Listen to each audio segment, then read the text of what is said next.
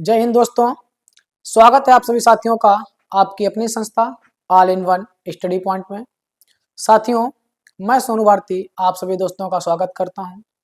जैसा कि आप सभी लोग जानते हैं कि चक्रवृद्धि ब्याज का आज हम आपके लिए पार्ट 3 लेकर आए हैं। पार्ट 1 और पार्ट 2 यदि आपने अभी नहीं देखे हैं तो अच्छे से समझने के लिए पहले आप पार्ट 1 और पार्ट 2 ध्यान से समझ लें, पढ़ लें, फिर उसके बाद में पार्ट 3 देखें ताकि आपको बहुत ही अच्छे से समझ में आ जाए। साथियों, तो साथियों आज हम बात करेंगे चक्रवृद्धि ब्याज की किस्त पर आधारित प्रश्न। ठीक है, साधारण ब्याज की किस्त भी हमने पढ़ाई गई और आज हम आपके लिए लेकर आए हैं चक्रवृद्धि ब्याज पर आधारित किस्त। इसमें आपका कोई भी प्रश्न नहीं छूटेगा साथियों। इतने आसान और इतने बेहतरीन तरीके से हम आपको बताएंगे, शॉर्ट ट्रिक भी सिखाएंगे कि किस प्रश्न को कैसे करना है, बहुत ही आसान तरीके से। तो सेशन शुरू करते हैं आज का और बढ़ते हैं अपने चैप्टर की ओर। जैसा कि आप देख रहे होंगे, चक्रवृद्धि ब्याज कंपाउंड इंटरेस्ट। तो साथियों, कंपाउंड इंटरेस्ट हम पढ़ने जा रहे हैं, जिसमें हम पढ़ेंगे किस्त पर आधारित प्रश्न। ठीक है, साधारण ब्याज की किस्त भी हम पढ़ चुके हैं और ये आपका चक्रवृद्धि की ब्याज की किस्त है। साथियों, आगे बढ़ेंगे प्रश्नों की ओर और प्रश्नों के माध्यम से सीखेंगे कि कैसे हल करना है, क्या इसके बेसिक कॉन्सेप्ट हैं और क्या इसकी ट्रिक होती है। तो साथियों, पहला प्रश्न आपको दिया गया है, कोई धन चक्रवृद्धि ब्याज की 5% दर से, ठीक है, 5% दर से 882 रुपए की 2 बराबर किस्तों में चुकता किया गया है। तो मूलधन ज्ञात कीजिए। ठीक है, 2 किस्तें आपकी हैं जिसमें से आपको जो किस्त दी गई है 882 रुपए की दी गई है। अब आपसे कहा गया है कि मूलधन बताइए और दर भी आपको दी है। तो साथियों, जो चक्रवृद्धि ब्याज की दर होती है उसका जो फंडा क्या होता है पहले वो समझते हैं। बेसिक कॉन्सेप्ट क्या है ये समझ लेते हैं। तो बेसिक कॉन्सेप्ट आपका क्या होता है, सबसे पहले दर देखिए। दर आपको दी गई है 5%। ठीक है, और 5% की फ्रैक्शन वैल्यू होती है 1/20। 1/20। तो साथियों, जो आपकी किस्त होगी वो पहले साल इस 20 से ये 1 बढ़ेगी तो पहले साल हो जाएगी 20 से 21। ठीक है, ये आपका बेसिक कॉन्सेप्ट है। फिर क्या होता है, 20 से 21 हो गई पहली किस्त, ये पहले वर्ष की है। लेकिन 2 किस्तें हैं, जितनी किस्तें होंगी साथियों उतनी ही वर्षों की संख्या होगी, या फिर जितने वर्ष होंगे उतनी ही किस्तों में आपको धन चुकता करना होगा। अब पहले साल में 20 से 21 हो गया, किस्तें 2 हैं, तो दूसरे साल में क्या होता है, इसकी पावर 2 कर देंगे। ठीक है, पहले साल में 20 से 21, इसकी पावर 1 है, थोड़ा ध्यान से समझें। लेकिन जब दूसरा वर्ष आएगा तो इसकी पावर 2 हो जाएगी। ठीक है, इसकी पावर 2 हो जाएगी। जब तीसरा वर्ष आएगा तो इसकी पावर क्या होगी, 3 हो जाएगी। इस टाइप से आपको हल करना होता है। ये किस्त है साथियों, चक्रवृद्धि ब्याज की किस्त इस प्रकार से हल होगी।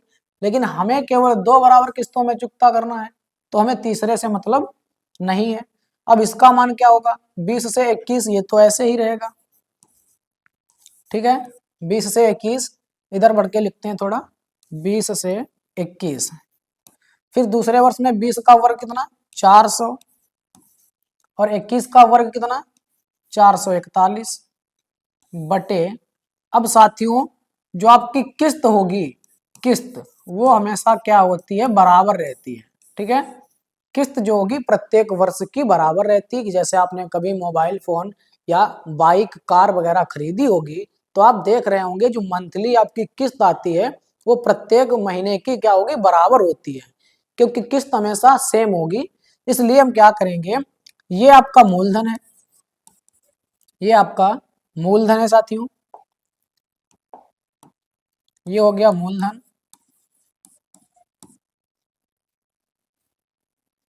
और ये आपकी हो जाएगी किस्त। ठीक है, ये हो गया मूलधन और ये होगी किस्त। अब किस्त आपकी पहले साल की तो 21 है, लेकिन हमें चाहिए 2 साल की, और दोनों साल की बराबर किस्त होगी, इसलिए हम यहाँ भी 21 से गुणा करा देंगे। ठीक है, 21 से गुणा इधर भी कराएंगे, क्योंकि ये अनुपात में होता है। तो अगर 21 से गुणा इधर कराया तो इधर भी आप 21 से गुणा जरूर कराइएगा, नहीं तो आपका मान गलत हो जाएगा। तो ये हो जाएगा आपका 21 की गुणा कराएंगे 20 में, 21 दूना 42, 420 ये और 400 रुपए ये। इन दोनों का जो योगफल होगा, इन दोनों का योगफल होगा, ये आपका होगा मूलधन। ये हो गया आपका मूलधन। और आपकी किस्त जो है 441 यहाँ भी हो गई और 21 21 की गुणा कराएंगे तो 441 ये भी, यानी किस्त आपकी बराबर हो गई। और इस 441 का ही मान हमको दिया गया है सवाल में 882। कितना दिया है? 882 दिया है साथियों। तो 441 का मान, ये किस्त है 882 की और यहाँ किस्त है 441 की, तो इसका मान रखेंगे तो ये आपका दोगुना हो जाएगा, कैंसिल। एक यूनिट का मान आएगा 2 रुपए। एक यूनिट का मान क्या है? तो 2 रुपए है साथियों। अब आप क्या करेंगे, हमें ज्ञात करना है धनराशि यानी मूलधन, तो 820 को भी 2 से गुणा कराएंगे, क्योंकि ये 2 गुना था तो ये भी 2 गुना होगा। तो ये हो जाएगा आपका 2 सिफरम सिफर, 2 दूना 4 और 2 अट्ठे 16, यानी 1640 रुपए की धनराशि उधार ली गई होगी, जिस पर आपकी किस्त कितने की हो गई? 882 रुपए में किस्त अदा की गई। ठीक है साथियों, तो हमारा जो जवाब होगा ऑप्शन नंबर ए होगा 1640 रुपए, ये धनराशि थी। ये आपका बेसिक कॉन्सेप्ट है, इस टाइप से आप प्रश्न को हल करेंगे।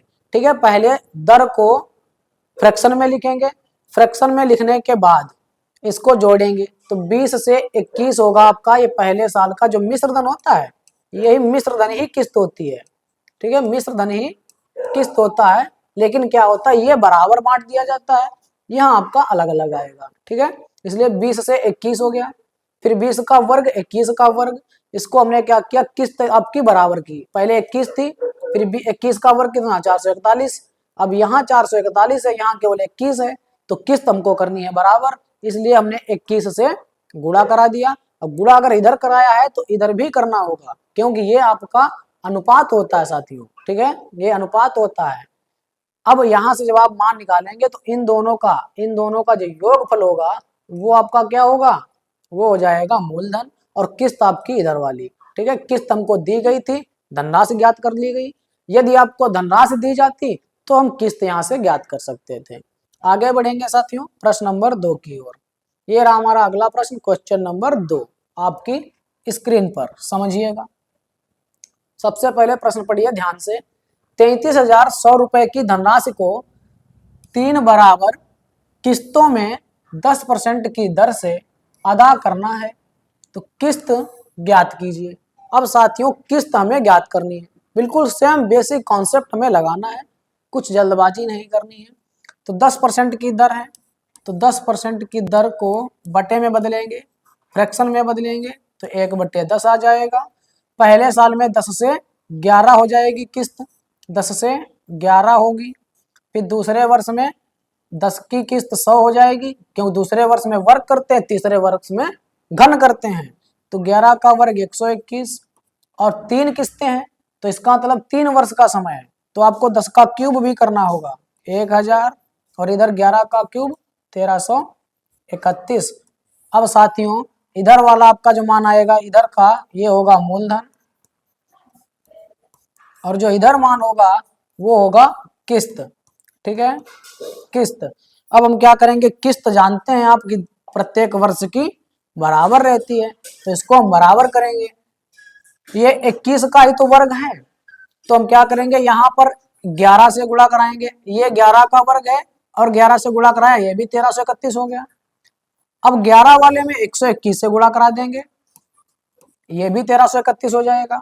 लेकिन जो गुणा आप इधर करा रहे हैं वो गुणा इधर भी होगी, तो 121 की गुणा कराएंगे 1210 में, तो ये आपका हो जाएगा 121 की गुणा 1210 में, और यहाँ पर आपका 11 की गुणा 100 में। ठीक है, इस टाइप से आप गुणा कराएंगे तो 121 दशमलव हो जाएगा 1210, 11 के गुणा 100 में होगी 1100 और ये 1000। ये मूलधन जो होता है वो तीनों को जोड़कर प्राप्त होता है। जोड़ेंगे साथियों तो ये होगा 0 1 2 1 3 और ये 3, तो 3310 यूनिट ये आपका मूलधन है और 1331 यूनिट ये आपकी किस्त है। अब हमें साथियों मूलधन दिया गया है और किस्त ज्ञात करनी है, तो हम मूलधन बराबर मान रखेंगे, कितना दिया है, 3310 यूनिट है, और इसका मान कितना है, इसका मान आपको दिया गया है 33,100। कितना गुना है, 3310 से 3310 कैंसिल, यानी 10 गुना है ये। तो इसको भी हम क्या करेंगे, 10 गुना, तो 1331 का 10 गुना करेंगे तो ये हो जाएगा आपका 13,310। ठीक है, 13,310 आपका जवाब हो जाएगा 13,310, ऑप्शन नंबर बी। किस्त पर आधारित प्रश्न चक्रवृद्धि ब्याज में यदि आपको किस्त ज्ञात करनी है तो साथियों आप ये भी ध्यान रखिए कि जो आपकी दर दी गई है, जब इसको आप बटे में बदलेंगे 10 से 11 होगा। ठीक है, 10 से 11 होगा। यदि आपको किस्त ज्ञात करनी है तो आपका जो भी मान होगा वो 11 से जरूर डिवाइड होगा। 100 अगर 11 से कुछ दो संख्याएं ऐसी फंस गई जो आपकी दो संख्याएं कट रही हैं तो आप उसको 121 से काट कर देख लीजिए। ठीक है, या फिर 1331 से, अगर आपकी दो संख्याएं 121 से भी कट रही हैं तो 1331 से काट कर देखिए। यदि दो किस्तें होंगी तो यानी वर्ग से हमेशा पूर्णता विभाजित होगी। किस्त जो होती है साथियों, अगर दो किस्तें हैं तो जो भी संख्या आपकी यहाँ पर 10 से 1 जोड़ेंगे कितना आया, 11। यानी अगर दो किस्तें हैं तो जो भी 11 का वर्ग होगा कितना, 121। जो भी आपका आंसर होगा वो 121 से पूर्णता विभाजित होगा। ये कॉन्सेप्ट आपको लगाने की आवश्यकता ही नहीं है। यदि आप ध्यान से समझें तो आप जानते हैं कि किस्त हम बराबर कर रहे हैं हमेशा। जब किस्त बराबर करेंगे तो 11 से गुणा कराया 121 में, 121 से गुणा कराया 11 में, यही तो कर रहे हैं हम लोग। तो इसका मतलब ये हुआ कि सबसे है तो 11 का सब गुणज ही। जब 11 का गुणज है तो जो भी किस्त होगी वो आपकी 11 से डिवाइड होगी। इसलिए आप डायरेक्टली निकाल सकते हैं कि 11 का गुणज ये भी नहीं है आपका। ठीक है, 11 का गुणज आपका ये कट जाएगा। 11 से कौन सी संख्याएं कटती हैं, जिनके अंकों का एक एक छोड़कर सम और विषम स्थानों के अंकों का योग 11 से कट जाए, योग नहीं सॉरी अंतर। ठीक है, तो यहाँ से आपका जाएगा 3 1 4 और ये हो जाएगा 4 2 6। अब इनका अंतर साथियों आएगा 2, 11 से नहीं कटेगा तो ये भी नहीं कटेगी। फिर यहाँ आप देखो इनका अंतर, तो ये हो जाएगा आपका 3 2 5 और ये हो जाएगा 7 1 8। 8 से 5 गया 3 आएगा, ये भी 11 से नहीं कट रहा है। इसका मतलब 11 से कटने वाला केवल एक ही मान था जो कि आपका ऑप्शन नंबर बी में दिया गया है। ऐसी स्थिति आपको दी हो जब आपको किस्त ज्ञात करनी हो, क्या ज्ञात करनी हो, किस्त, तो आपको इस बेसिक कॉन्सेप्ट की भी आवश्यकता नहीं है। जब आपको मूलधन ज्ञात करना होगा तब तो ये कॉन्सेप्ट आपको लगाना पड़ेगा, लेकिन जब आपको किस्त ज्ञात करनी हो तो इस कॉन्सेप्ट की आवश्यकता भी नहीं होगी। डायरेक्टली आप दर को बटे में बदलिए और जोड़ के, जब जोड़ने के बाद जो मान आएगा उससे जो आपका ऑप्शन कट जाए वही आंसर सही है। अगर 11 से आपकी 2-3 ऑप्शन कट रहे हैं तो आप क्या करिएगा, 11 का वर्ग 121 से काट के देख लीजिए, जो संख्या 121 से कटेगी वो आपका आंसर हो जाएगा। बस ये आपको करना है जब किस्त ज्ञात करनी हो तब। ठीक है साथियों, अगला प्रश्न आपकी स्क्रीन पर कह रहा 1720 रुपए का ऋण। यहाँ पर आपको यह ऋण है यानी धनराशि दी गई है, 2 बराबर वार्षिक किस्तों में चुकाना है। यदि चक्रवृद्धि ब्याज की दर 15% है तो प्रत्येक किस्त का मान, अब किस्त आपको ज्ञात करनी है। जब किस्त आपको ज्ञात करनी हो साथियों तो देखिए सबसे पहले क्या है, 15% की फ्रैक्शन को बदलेंगे तो ये हो जाएगा आपका 3/20। ठीक है, 5 से डिवाइड करेंगे, 5 3 15 और 5 विषाएं 100 यानी 3/20 आया। अब 20 से आप इसको जब जोड़ेंगे तो पहले साल में 20 से क्या हो जाएगा, 23 हो जाएगा। अब 23 जो आपका आया है इसका मतलब ये है कि जो भी ऑप्शन होगा वो आपका 23 से पूर्णतः विभाजित होगा। अब 23 से जब आप भाग देंगे साथियों तो 23 से आप किसी भी संख्या को भाग दें, देखो 23 आपका क्या है, इसके अंकों का योग चेक करिए, 3 2 5 है, कितना है, अंकों का योग 5 है। तो जो आपका आंसर आएगा उसके अंकों का योग भी क्या आएगा, 5 आएगा साथियों। ठीक है, तो इसके अंकों का योग 5 जब निकालेंगे तो यहाँ से 5 तो आपका सम में आ जाएगा, 8 1 9, यहाँ भी 5, यहाँ भी आपका 8 1 9 कट जाएगा 5, यहाँ भी 8 1 9 कट जाएगा 5, यानी 5 अंकों का जो योग है वो 5 तो आपका 3 ऑप्शन में आ रहा है। अब आपको देखना होगा कि 23 से पूर्णता संख्या कट कौन सी रही है या फिर इकाई का अंक आप चेक करेंगे। ठीक है, इस टाइप से आप प्रश्नों को हल करेंगे साथियों। यहाँ पर आपका जो आंसर आएगा, हमने बताया कि जब आपका ये ना कटे तो आप इसका वर्ग कर लीजिए, ठीक है, क्योंकि 2 किस्तें हैं तो वर्ग करना पड़ेगा आपको। अगली बार में 20 का वर्ग करेंगे 400 और 23 का वर्ग करेंगे 529। अब देखो, यदि आपका 23 से आप नहीं काट पा रहे हैं तो वर्ग करेंगे, कितना आया 529। इसका मतलब जो भी किस्त होगी 529 से पूर्णतः विभाजित होगी। आप देख रहे होंगे 529 का दोगुना लिखा कि नहीं लिखा है, 1058। 29 का दोगुना 58 और 5 का दोगुना 10। ऑप्शन नंबर सी हमारा सही हो जाएगा। यहाँ पर आपको कॉन्सेप्ट लगाने की कोई आवश्यकता ही नहीं पड़ेगी साथियों। जितने भी प्रश्न हो जिनमें आपसे किस्त पूछी जाए, जिनमें आपसे किस्त पूछी जाए, उनमें आप डायरेक्टली क्या करिए, पहले 23 से विभाजित करके देख लीजिए। अगर 23 से विभाजित करने पर आंसर नहीं आ रहा है तो आप इसके वर्ग 529 से काट कर देख लीजिए। जो भी संख्या यहाँ पर आई हो पहले उससे काटिए, फिर उसके वर्ग से। जो संख्या वर्ग से भी कट जाए समझो आंसर आपका वही है, ठीक है। अगर वर्ग से भी कुछ संख्याएं ज्यादा कट रही हैं, 1 2 ऑप्शन कट रहे हैं, तो इसका क्यूब करिए। ये फंडा होता है आसान, जिससे आप बहुत, ये कुछ आपको करने की आवश्यकता नहीं, बस दर को बदलिए और बदलने के बाद डायरेक्टली काट के देख लीजिए, ठीक है। लेकिन इसके लिए आपको विभाज्यता के नियम पता होने चाहिए कि कौन सी संख्या किससे कटेगी, या फिर डिजिटल सम, ठीक है, अंकों का योग आप लगा सकते हैं। और एक स्थिति होती है इकाई का अंक।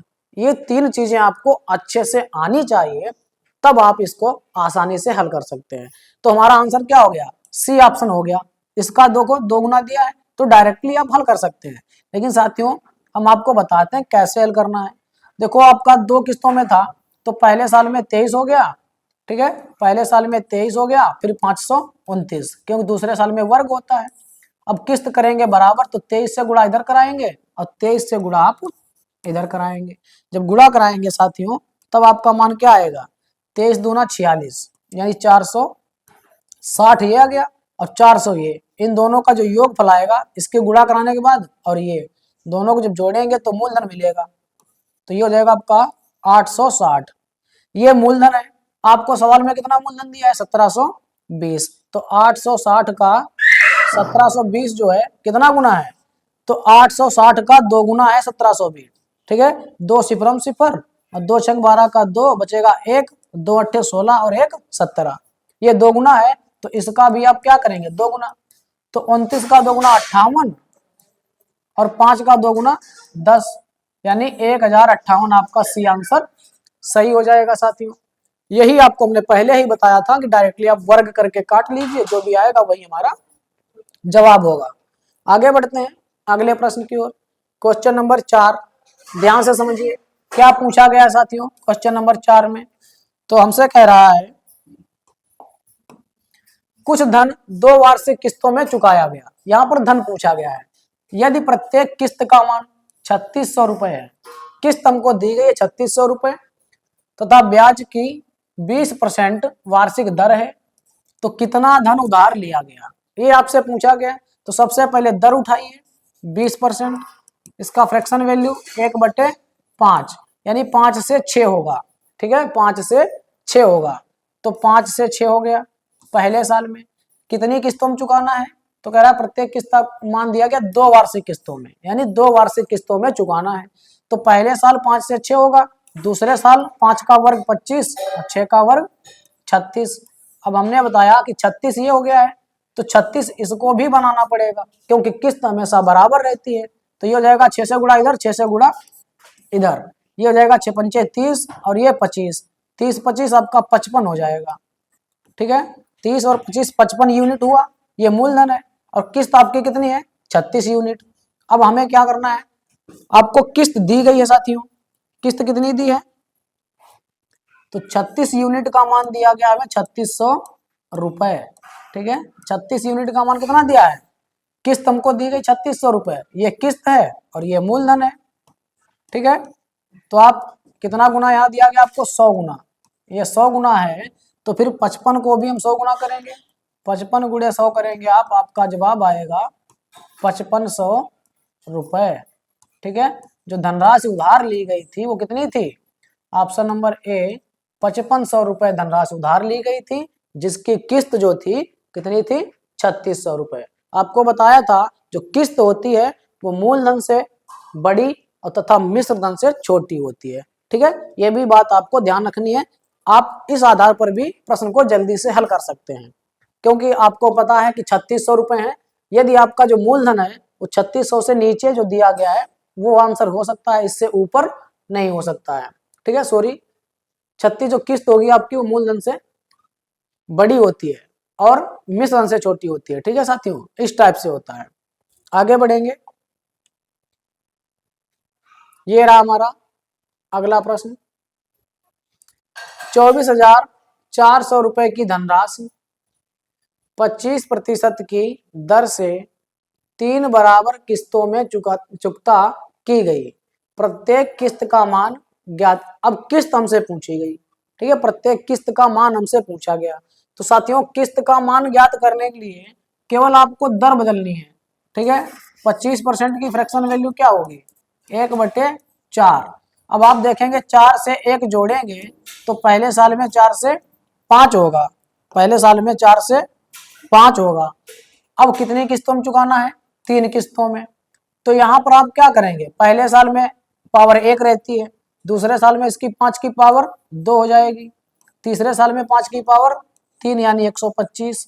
अब आप ऑप्शन डायरेक्ट देखिए, जो भी ऑप्शन आपका 125 से कट जाए वही आपका जवाब है। आगे हमें हल करने की आवश्यकता ही नहीं है।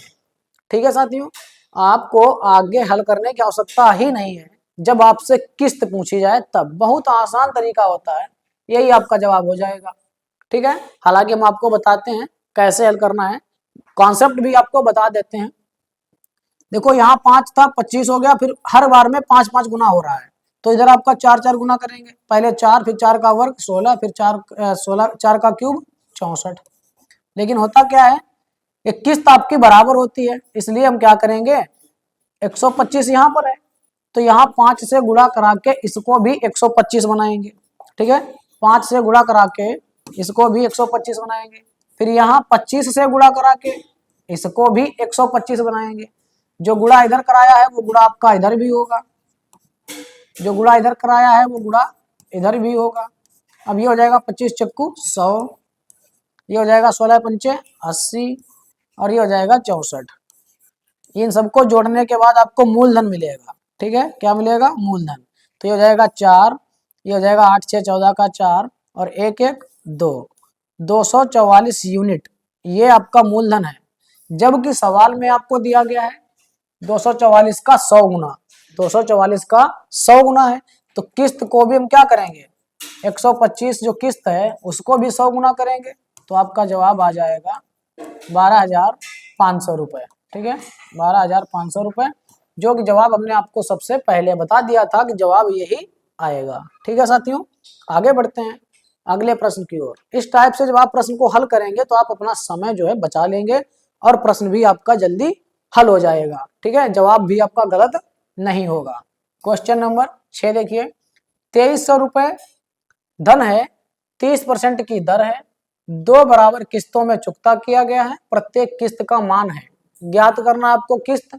तो किस्त के लिए हमने बताया 30% जो भी दर दी जाए उसका फ्रैक्शन वैल्यू निकालिए, 3/10। 10 से 3 जोड़ेंगे तो पहले साल में 10 से 13 हो जाएगा। अब 13 से डिवाइड होने वाली जो भी संख्या होगी वही आपका जवाब हो जाएगा। ठीक है, अब 13 से आपका ये भी डिवाइड हो रहा है, 13 से आपका ये भी, दो आपके ऐसे ऑप्शन हैं जो 13 से विभाजित हो रहे हैं। ठीक है, ये 13 से 11 बार में जाएगा और ये भी 13 से आपका कट जाएगा 130 बार में। अब हमको क्या करना, जब दो ऑप्शन ऐसे दिए हैं तो हमने आपको बताया कि दूसरे वर्ष में क्या होता है, इसका वर्ग होता है। तो इसका 13 का वर्ग क्या होगा, 169। इधर 10 का वर्ग क्या होगा, 100। अब आपको क्या करना है, जो संख्या 169 से कट जाए वो जवाब आपको देख लेना है। जब 13 से 2 ऑप्शन डिवाइड हो रहे हैं तब अगली बार में आपको इसके वर्ग से काट लेना है संख्या को। अब इसके वर्ग से केवल एक ही संख्या कटेगी, ये फिक्स हो गया कि आपका जवाब क्या आएगा, 1690 रुपए। ठीक है, बिल्कुल आसान तरीका है, कुछ नहीं करना होगा, बस आपको फ्रैक्शन बदलनी है। बदलने के बाद जो भी मान आए पहले उससे डिवाइड करिए। अगर उससे डिवाइड करने पर 2 ऑप्शन आ जाएं या 3 ऑप्शन आ जाएं तब फिर आप क्या करिए, इसके वर्ग से डिवाइड करिए। वर्ग से भी अगर 2 ऑप्शन आ रहे हैं तो इसके 13 के क्यूब से डिवाइड करिए। बस आपका जवाब आ जाएगा डायरेक्टली। तो ये हमारा जवाब हो गया साथियों। बस हम आपको लगाकर बताते हैं कि हल कैसे करना है। ठीक है, तो यहाँ पर आपको कितनी 2 किस्तों में चुकाना था, तो पहले साल में 13 रहेगी, दूसरे साल में 169। ठीक है, क्योंकि जितने वर्ष होंगे उतनी ही पावर रहती है। अब देखिए 169 ये किस्त है, तो इसको बराबर करने के लिए यहाँ भी 13 से गुणा कराएंगे, क्योंकि किस्त हमेशा बराबर रहती है। जब किस्त बराबर रहेगी तो 13 से गुणा यहाँ करा दिया, तो 13 से गुणा इधर भी होगा। ये हो जाएगा आपका 13.130 और ये हो जाएगा 100, दोनों को जोड़ेंगे हो जाएगा आपका 230। ये आपका मूलधन है और ये आपकी किस्त है। तो साथियों हमसे पूछा क्या गया है, किस्त पूछी गई है, इसका मतलब आपको मूलधन दिया गया होगा। अब ध्यान से समझिए, मूलधन कितना दिया है, 2300 रुपए, यानी 230 यूनिट का जो मान है वो कितना है, तो 2300 रुपए है।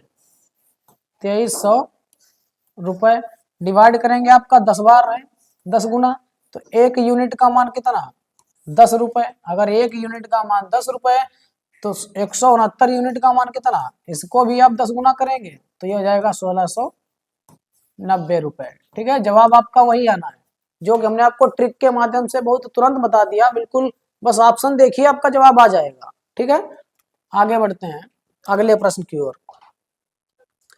6000 रुपए की धनराशि 40% वार्षिक दर से 2 बराबर किस्तों में चुकाना है, किस्त ज्ञात कीजिए। दर देखिए कितनी है, 40%, तो आप कहेंगे 40% की फ्रैक्शन वैल्यू कितनी, 20 दूना 40 और 20 पंचे 100, यानी 5 से 2 बढ़ेगा 7 हो जाएगा।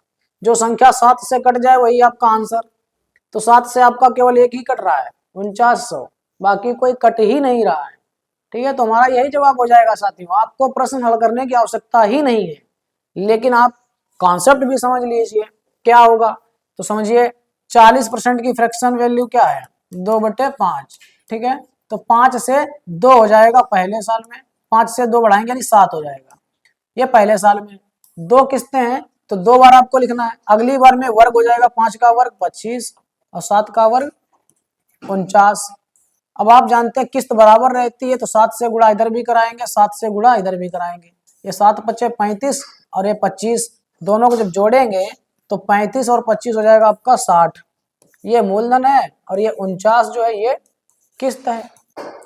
किस्त पूछी गई है, मूलधन आपको दिया गया, कितना दिया है साथियों, तो मूलधन आपको दिया गया है 6000 रुपए, यानी 60 यूनिट का मान है 6000। ठीक है, 6000 रुपए आपको 60 यूनिट का मान दिया गया है, ये यूनिट है। ठीक है, तो ये 60 से 60 कैंसिल, बचेगा कितना, 100। 100 गुना ये है तो इसको भी आप 100 गुना करेंगे तो कितना हो जाएगा, 4900। जवाब आपका हमने पहले बता दिया कि यही आंसर होगा। आई बात समझ में, इतना समझ में आया कि नहीं आया। आगे बढ़ते हैं साथियों अगले प्रश्न की ओर। अगला प्रश्न, 608 रुपए की धनराशि, धनराशि यहाँ दी गई है 37.5% वार्षिक दर से 2 बराबर किस्तों में चुकानी है। प्रत्येक किस्त का मान ज्ञात करना है। किस्त निकालनी है तो कुछ नहीं करना, बस दर देखिए 37.5, इसका फ्रैक्शन वैल्यू होता है 3/8। ठीक है, 3/8, तो 3/8 का मतलब 8 से कितना हो जाएगा, 11। तो संख्या आपकी जो भी 11 से कट जाए वही आपका आंसर हो जाएगा साथियों। ठीक है, ये जो फ्रैक्शन वैल्यू है इसको आप निकालेंगे कैसे, ये भी चेक कर लीजिए एक बार। देखिए 37.5 है परसेंट, तो पहले हम क्या करेंगे, पॉइंट हटाएंगे, बटे में 10 लाएंगे, फिर ये परसेंटेज हटाएंगे तो बटे में आपका 100 और आ जाएगा।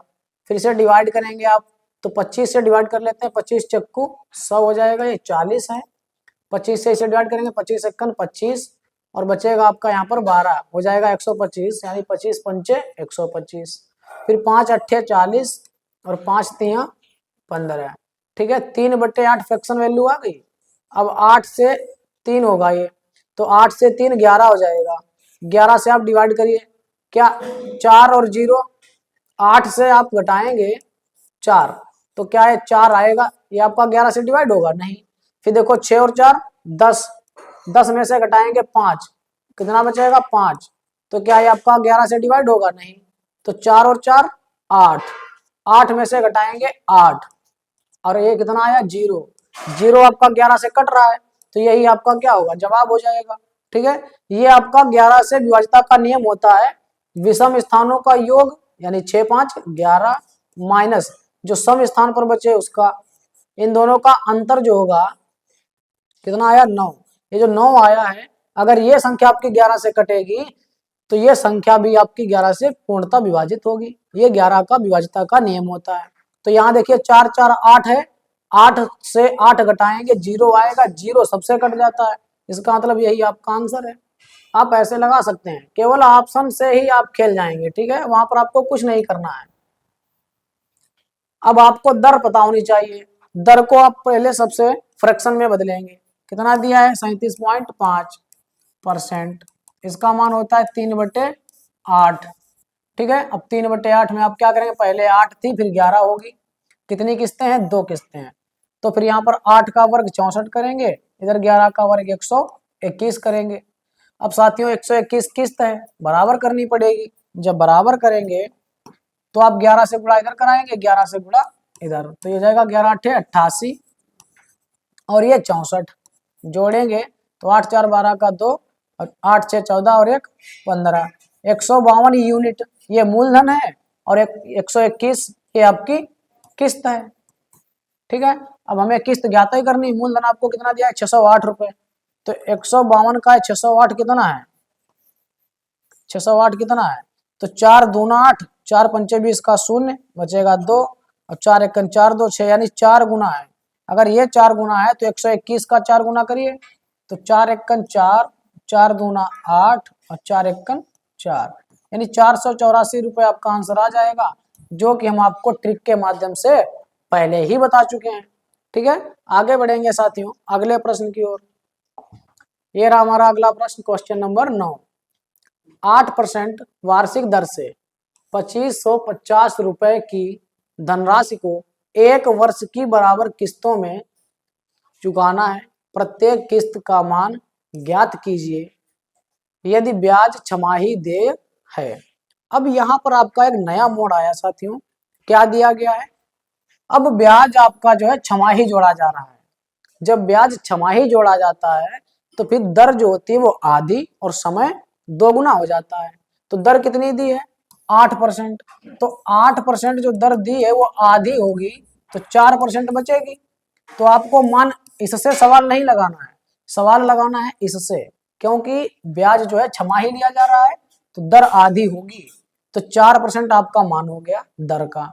समय 1 वर्ष है, समय आपका दोगुना होता है जब दर आधी होगी, तो समय दोगुना होता है जब आपका ब्याज छमाही जोड़ा जाएगा। तो समय 1 वर्ष का था 2 वर्ष हो जाएगा, और 2 वर्ष का मतलब ये कि 2 बराबर किस्तों में चुकाना है। इसका मतलब ये कि 4% की जो दर है उसका फ्रैक्शन वैल्यू 1/25, और 25 से 1 जोड़ेंगे यानी पहले साल में कितना हो जाएगा मान, तो पहले साल में मान होगा 25 से 26। अब साथियों 26 से आप डिवाइड करिए, जो भी आपका मान डिवाइड हो जाए वही आपका आंसर हो जाएगा। 26 से आप डिवाइड ना कर पाए तो आप 26 का वर्ग कर लीजिए, क्योंकि 2 किस्तें हैं तो 2 बार अब की बार में वर्ग करेंगे, तो 26 का वर्ग 676 और 25 का वर्ग 625। अब देखिए आपका कौन सा डिवाइड होगा, 676, 676 का दोगुना होता है 1352। ठीक है, 2 छंग 12, 2 सत्ते 14, 1 15, 2 छंग 12 और 1 13, तो आपका ये दोगुना है। इसका मतलब यही आपका आंसर आएगा, क्योंकि ये 676 से पूर्णतः विभाजित हो रहा है। ठीक है, और ऑप्शन आपका ऐसा कोई है नहीं जो आपका 676 से डिवाइड हो जाए, तो यही आपका जवाब हो जाएगा साथियों। ये ट्रिक के आधार पर है, बाकी आप लगाएंगे तो कैसे हल करेंगे, तो समझिए 26 से गुणा यहाँ भी कराएंगे क्योंकि हमको किस्त बराबर करनी है, तो 26 से गुणा आपका इधर भी होगा 625 ये, और 26 गुणे 25 इनका मान जो आएगा 650। ठीक है, 25 चक्का 150 का 0 बचेगा आपका 15, 25 दूना 50, 15 65। ठीक है, तो ये हो जाएगा 625, दोनों को जोड़ेंगे तो 5 5 2 7 और 6 6 12, 1275 यूनिट ये मूलधन आया, जबकि आपको मूलधन कितना दिया 2550 रुपए, 2550 50। तो आप देखेंगे 1275 का कितना है, तो ये दोगुना है। ठीक है, 75 का दोगुना 150 और 12 का दोगुना 2400। 2400 और 150 जोड़ेंगे 2550। अगर ये दोगुना है तो इसका भी हम क्या करेंगे, दोगुना। 2×12 का 2, ये तो आपका आया था गुणा कराया अभी, 1352 आपका जवाब हो जाएगा। ठीक है, आगे बढ़ेंगे साथियों। इस टाइप से प्रश्नों को हल करना है, पूरा प्रोसेस आपको नहीं करना है। बस आप सबसे पहले परसेंटेज को फ्रैक्शन में बदलिए। फ्रैक्शन में जब बदलेंगे तो 25 से 1 जोड़ेंगे, 26 ब्याज हुआ पहले वर्ष में। ठीक है, 26 मिश्र धन हो जाएगा। अब 26 से जो भी आपका मान डिवाइड हो जाए ऑप्शन में, वही आपका आंसर है। हो सकता है 2 ऑप्शन आ जाए तो आप इसका वर्ग करेंगे, जब वर्ग से कट जाए तब आपका 1 ही मिलेगा। अगर तब भी 2 मिल रहे हैं तो आप क्यूब कर लीजिए। क्यूब तभी होगा जब किस्त आपकी 3 वर्ष की पूछी जाए। ठीक है, जब तक 2 वर्ष की किस्त है तब तक आपका वर्ग से ही कटेगा। ऐसी स्थिति नहीं मिलेगी कि वहां पर 2 मान आपके 676 से डिवाइड हो। ठीक है, आगे बढ़ेंगे अगले प्रश्न की ओर। क्वेश्चन नंबर 10 ये रहा आपकी स्क्रीन पर। इसमें क्या दिया है, 1736 रुपए है और ऋण है आपका 50% की दर है। 9 माह का पूछा गया साथियों, कह रहा है 9 माह में अदा करना है। ठीक है, 1736 रुपए जो उधार लिए गए हैं इनको 9 माह में अदा करना है और प्रत्येक किस्त का मान बताना है, जबकि ब्याज आपका तिमाही दे। ब्याज यहाँ पर आपका तिमाही जोड़ा गया है। जब ब्याज तिमाही जोड़ा जाएगा तो आपको क्या करना है, ये पार्ट 1 पार्ट 2 में हमने आपको अच्छे से समझाया है कि ब्याज तिमाही जोड़ा जाए तब दर कितनी होगी, समय कितना होगा। ब्याज छमाही जोड़ा जाए तब दर कितनी, समय कितना होगा। ब्याज आपका 5 माह में जोड़ा जाए तो दर कितनी, समय कितना होगा। ये सभी बातें हमने विधिवत रूप से आपको पार्ट 1 पार्ट 2 में समझाई है। तो साथियों समझते हैं, 9 माह है और तिमाही ब्याज जोड़ा गया। तिमाही का मतलब 3-3 महीने बाद आपको ब्याज जमा करना है। तो 9 माह में आप देखेंगे 3-3 माह में जब ब्याज जमा करेंगे कितनी बार जमा करना होगा, 3 बार में।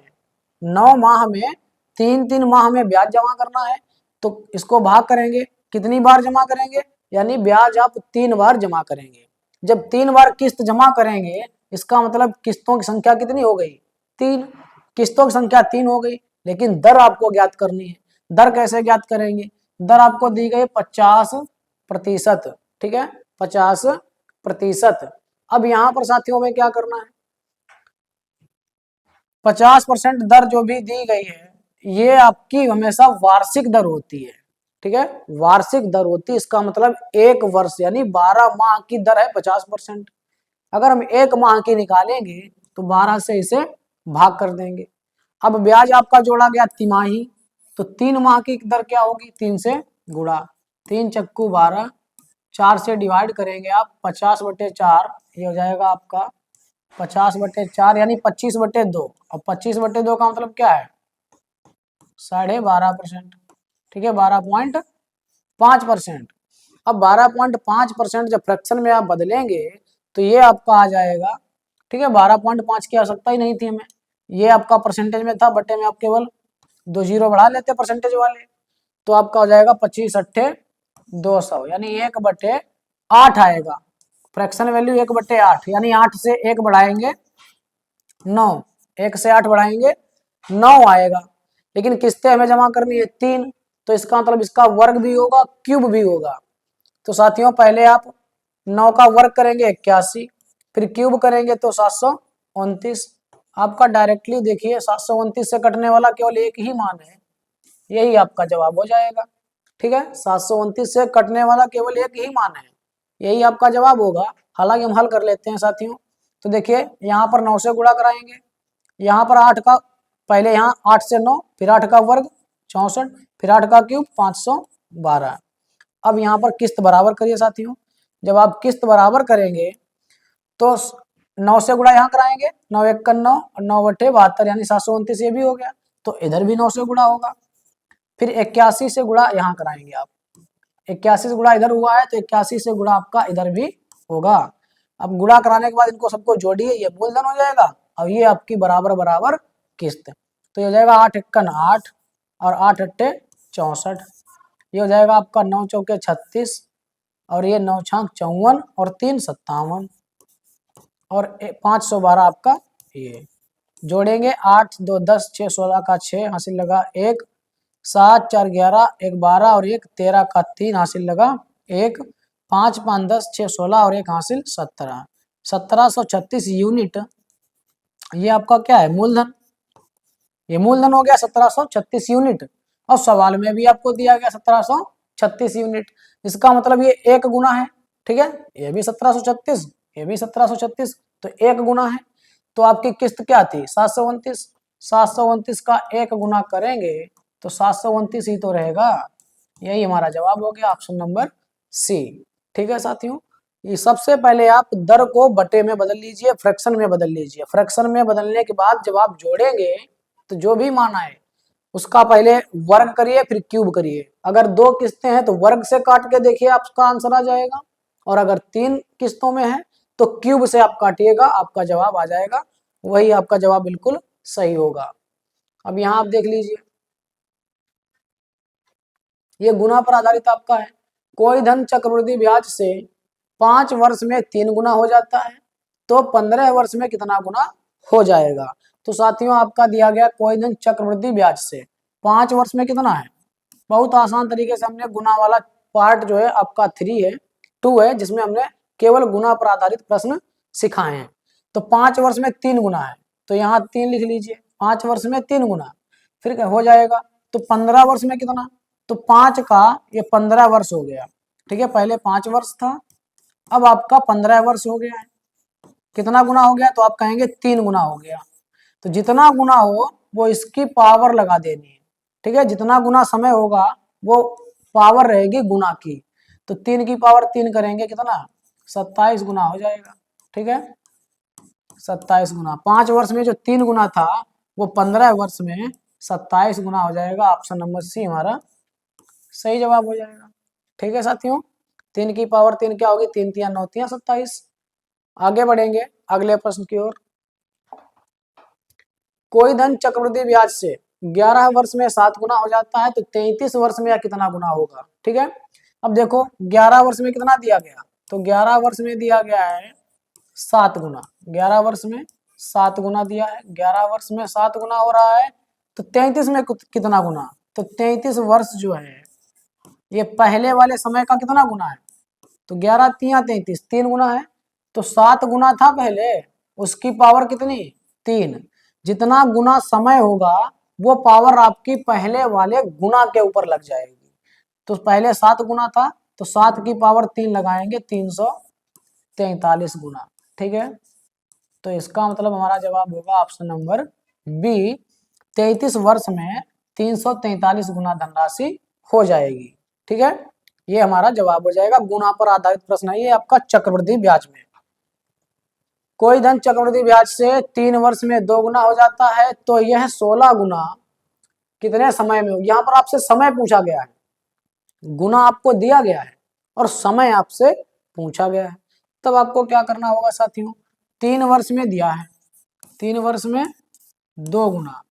ठीक है, अब हमने अभी आपको बताया कि इधर जो समय जितना गुना होता था वो इसकी पावर लगा देते थे।